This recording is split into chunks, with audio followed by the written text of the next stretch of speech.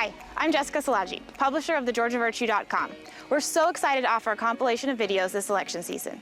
The TGV Candidate Spotlight Series is an independent video feature produced with one goal in mind: providing voters with as much information as possible before they head to the polls.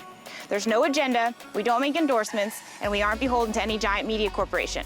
The series is produced thanks to our advertisers and the generous donations made to the TGV Sunlight Fund and communities we cover. We extended an offer to all of the candidates seeking office this year, and to ensure the integrity of the questions and in fairness to all the opponents, every interview was recorded prior to the release of the videos in that race. For that reason, candidates who did not agree to an interview prior to the air date for their race will not be featured in this series. Thanks for tuning in, and don't forget, you can find more content on this election cycle and much, much more on thegeorgiavirtue.com.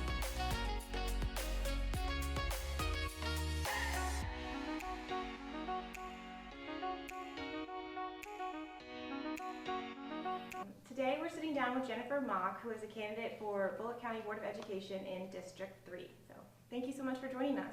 Thank you for having me. Why don't you start off by telling us a little bit about yourself and your background and your ties to Bulloch County? All right, well, my name is Jennifer Mock, and I am an attorney here. I specialize in juvenile and real estate law. I graduated from Statesboro High School. I was born and raised here. Then I went to Georgia Southern for a business degree and ended up at University of Georgia Law School for my law degree, graduating from there in 2007. After that, I worked across the state a little bit and finally made it back home to Statesboro about 12 years ago and opened my own law firm here. I live with my husband and our 3 daughters, our 2 cats, and our dog. Great. How do you view the role of a Board of Education member, and just talk a little bit about the seat and what you expect to be doing in that job?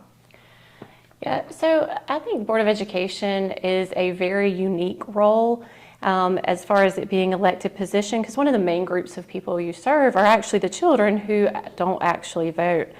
I believe that education is a great equalizer, and I believe that it truly benefits everyone in a community to provide the best educational opportunities for everyone.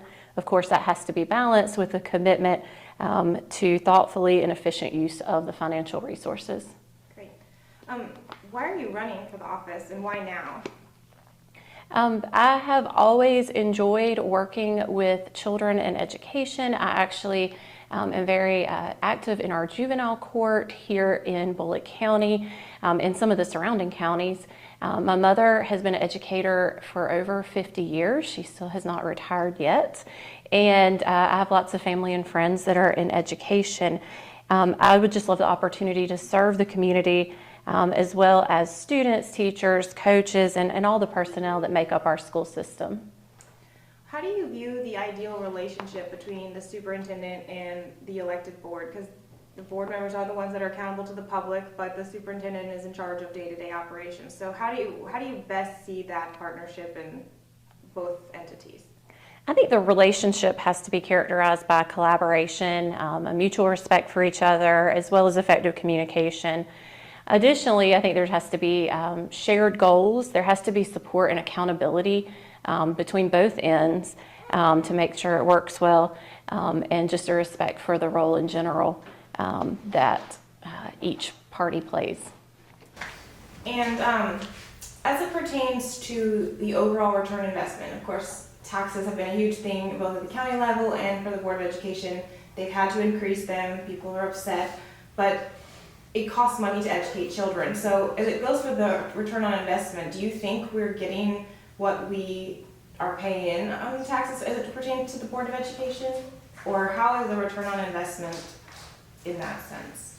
So education is definitely not cheap, and it's not immune to inflation. And personally, I have not yet taken a deep dive into the budget, but I'm a big believer that before you decide to increase the tax burden on taxpayers, the Board of Education or any governing body for that matter must make diligent efforts to eliminate redundancies and waste in the current budget to ensure that taxpayers are being protected as much as possible.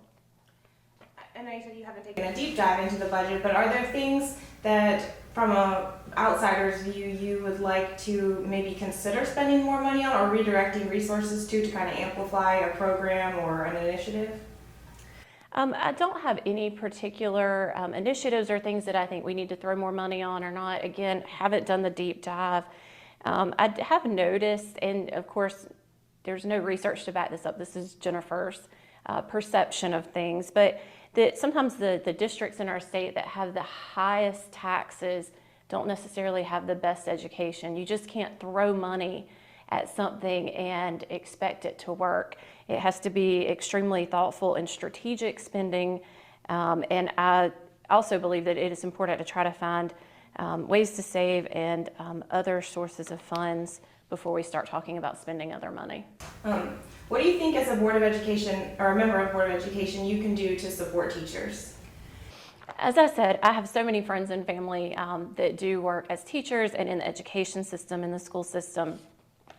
And one of the things that I think sometimes is missed is that teachers are on the ground. They have some of the best information as to what needs to happen and what needs to change in order to better accommodate our students and to better engage and connect with our students. So sometimes this information seems to get lost in the bureaucracy of it all, and I think that teachers need a prominent seat at the table in these types of discussions. Well, is there anything else you'd like voters to know about you ahead of Election Day? I just appreciate the tremendous support that I've received so far. I did want to say that it's District 3, which is a very small district in our county. It includes the subdivisions of Hazelwood, Irongate, Saddle Creek, and some of the areas right around there, as well as the apartments around the stadium, Georgia Southern Stadium, and there. So it's a very small district, but I hope to serve in a very big way. And is there anywhere voters can learn more about you or reach out to you directly if they have any questions? Sometimes the best way to reach out to me is via email, and my email is jennifer@statesboroughLaw.com, and I will be happy to you and connect with you from there. Great. Well, thank you so much for your time and good luck. Thank you so much for having me.